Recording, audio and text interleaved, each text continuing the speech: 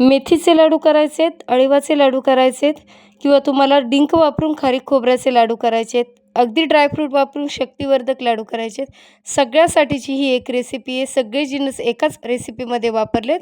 Video skip न करता बघा. आवडल्यास लाईक, शेअर, सबस्क्राईब करा. नमस्कार, मी स्वप्ना वायकर, वायकर्स किचनमध्ये तुमच्या सगळ्यांचं मनापासून स्वागत करते. तर बघा, साहित्य सांगते. साधारण 1 ते 1.25 किलोचं प्रमाणे 200 ग्रॅम खारीक, 200 ग्रॅम खोबरं घेतलेलं आहे, 50 ग्रॅम पंपकिन सीड्स आहेत, ड्रायफ्रूट जे आहेत ते 100 ग्रॅम घेतलेले, तुमच्या आवडीनुसार कोणतेही घेऊ शकता. डिंक 100 ग्रॅम घेतलं आहे आणि हे जे आहे ते अळीव आहे. आता अळीवाचे लाडू नुसते अळीव टाकून केले की कडवट होतात, ते इतके खाल्ले जात नाही, म्हणून मी अगदी 30 ग्रॅम अळीव घेतले, 30 ग्रॅम खसखस घेतली आणि 30 ग्रॅम मेथी दाणे घेतलेले आहेत. तर बघा, वेलची आणि जायफळ घ्यायचं आहे.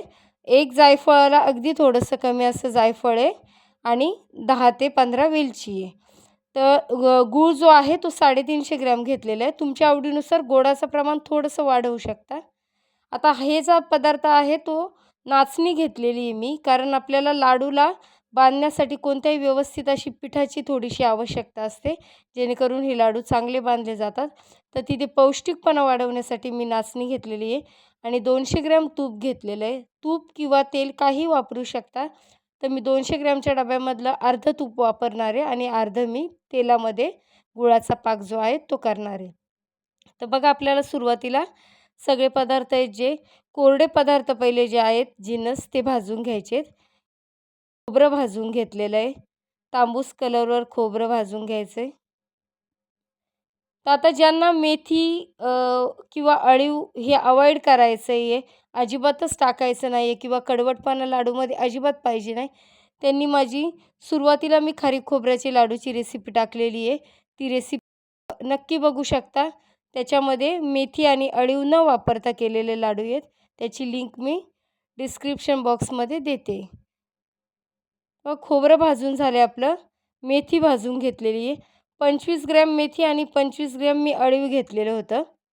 खूप जास्त वापरलेलं नाही आहे, कारण त्याच्यामध्ये पण भरपूर असा कडवटपणा लाडूमध्ये आलेला आहे. अगदी एकदम जास्तही नाही आणि एकदम कमी नाही, अशा प्रमाणामध्ये हे वापरलेलं आहे. तर अगदी बाळंतिणीसाठी पण ह्या लाडूंचा वापर करतात. सगळं सेम साहित्य वापरू शकता बाळंतिणीसाठी पण. याच्यातलं कोणतंही वस्तू अवॉइड करायची गरज नाही आहे. अळीव बघा टाकून घेतलेत. तडतडले की काढून घ्यायचं आहे. खसखस पण सेम मी तेच केलेलं आहे. सगळ्या वस्तू ह्या मी एक भाजून बाजूला ठेवते आहे, कारण त्यातल्या काही वस्तू मला वाटण करायचं आहे, काही वस्तू ज्या आहेत त्या अखंड टाकायच्यात. त्याच्यामुळे सगळे जिन्नस मी हे भाजून सेपरेट परत ताटामध्ये एका काढून घेते थंड करायला. खसखस पण भाजली गेलेली आहे.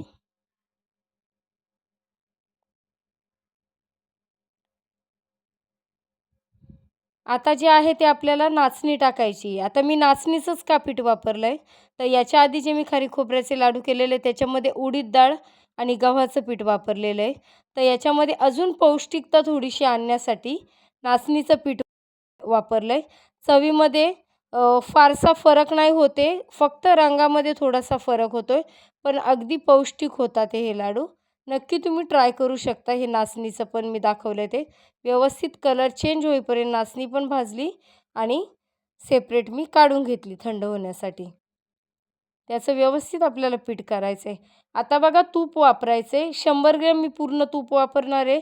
तर थोडं तूप टाकून मला जे तुपातले जिन्नस भाजायचे आहेत ते भाजून घेतले. आता ड्रायफ्रूट बदाम आणि काजू टाकले. बदाम अगदी टम्म फुगून आलेत आणि व्यवस्थित आपण असे मंद गॅसवर तळल्यामुळे छान फुगले गेलेत. व्यवस्थित असे काढून घेतलेले आहेत. खूप अगदी जाळून द्यायचे नाही आहेत. डार्क कलरवर काजू बदाम सारखंच मी पंपकिन सीड पण टाकलेले आहेत. आता तुमच्याकडे पंपकिन सीड किंवा काजू बदाम नसतील किंवा कमी प्रमाणात असतील, तर तुम्ही हे 150 ग्रॅमचं जे या दोन्हींचं प्रमाण आहे त्याच्यामध्ये तुम्ही शेंगदाण्याचा वापर करू शकता, तिळाचा वापर करू शकता. तर आता तिळाचे लाडू आपले सेपरेट होतातच, म्हणून मी याच्यामध्ये तीळ वापरलेलं नाही आहे. पण तुमच्याकडे समजा पंपकिन सीड नाही आहे, तर त्यावेळेस तुम्ही तिळाचा वापर करा किंवा जवस असेल तर जवसाचा पण वापर करू शकता याच्यामध्ये. तर बघा त्याच तुपामध्ये मी अजून तूप टाकलं आहे, ॲड केलं आहे आणि डिंक तळून घ्यायचा आहे. तर आता डिंक जो आहे तो 100 ग्रॅम आहे. तो एका बॅचमध्ये तळून होणार नाही, म्हणून मी डिंक 2 बॅचमध्ये तळून घेतलेला आहे. तर आपले जे सुके जिन्नस भाजायचे होते तेही भाजून झालेत आणि जे तुपातले जिन्नस मी दाखवलेले आहेत कोणते कोणते भाजायचे तेही भाजून झालेले आहेत. शेवटी राहिलेला थोडासा जो डिंक आहे तो टाकून अशाच पद्धतीने डिंक जो आहे तो फुलून घेतला पाहिजे व्यवस्थित मंद आचेवर आणि चांगल्या तेलामध्ये किंवा तुपामध्ये तो फुलवून घ्यायचा, जेणेकरून फुगला जातो आणि मिक्सरमध्ये व्यवस्थित अशी त्याची एकदम फाईन पेस्ट होते.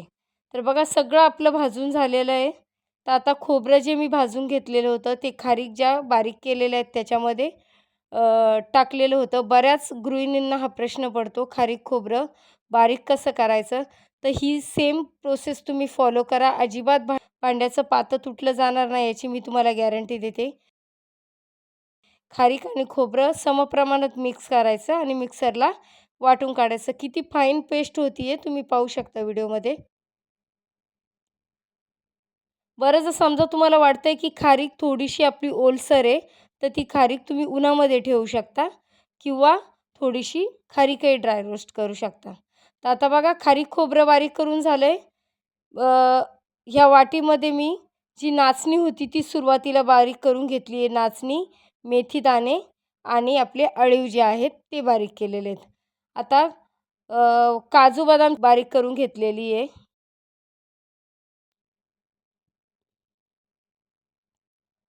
डिंक जो आहे तो डिंक अगदी बारीक करून घ्यायचा आहे.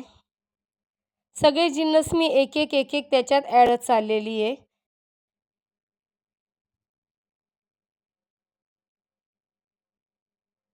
तर आता पंपकिन सीड बघा मी बारीक केलेले नाही आहेत, मला अखंड टाकायचे आहेत म्हणून मी तसेच टाकलेत.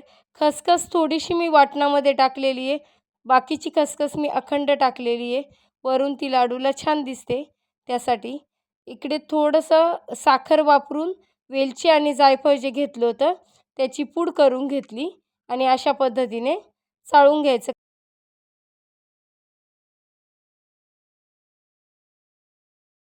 तर आता जे तुम्हाला नाचणी, मेथीदाणे आणि अळीवची पहिल्यांदा सुरुवातीला वाटीत पावडर दाखवली होती, ती मी परत तुपात व्यवस्थित अशी भाजून घेतली.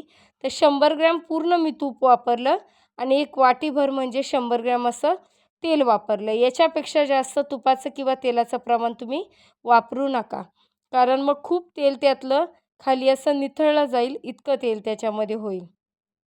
गूळ जो आहे तो 350 ग्रॅम वापरला आहे. तुमच्या गोडीनुसार अजून याच्यामध्ये 100 ग्रॅम गूळ बसवला तरी चालेल, कारण मेथी आणि अळीव टाकल्यामुळे लाडूला कडवटपणा येतो थोडासा. तर अजून जास्त गोडी पाहिजे असेल, कडवटपणा कमी पाहिजे असेल तर 100 ग्रॅम गूळ एक्स्ट्रा तुम्ही नक्कीच घालू शकता. लाडू फेल जाणार नाहीत, खूप अतिशय गोडही होणार नाही, ही तुम्हाला मी खात्री देते. तर बघा 100 ग्रॅम जे आहे ते तेल टाकलं होतं पाकासाठी आणि गूळ टाकला. असा फेस आला की आपल्याला गूळ जो आहे तो गॅस बंद करायचा आहे आणि थोडेसे अळीव मी शिल्लक ठेवले होते, भाजलेले जे होते ते वरून दिसण्यासाठी, म्हणून ते अळीव त्याच्यामध्ये टाकून घेतलेत. तर आता पाक टाकला आहे.